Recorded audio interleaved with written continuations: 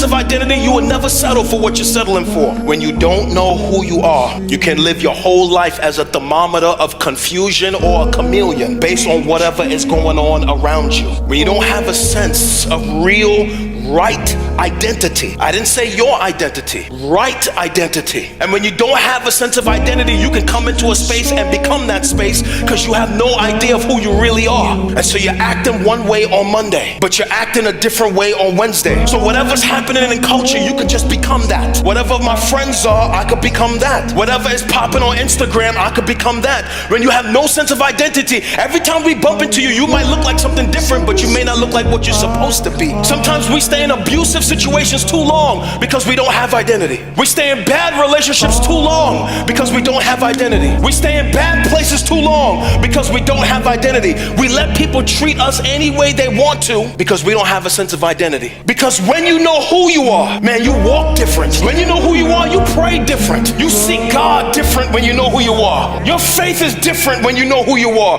Your swag is different when you know who you are. You handle trouble differently when you know who you are. You bounce back from things quicker when you know who you are. Man, everything changes the way you see yourself, the way you see life, the way you see your past, your present, and your future when you have a right identity about who you are.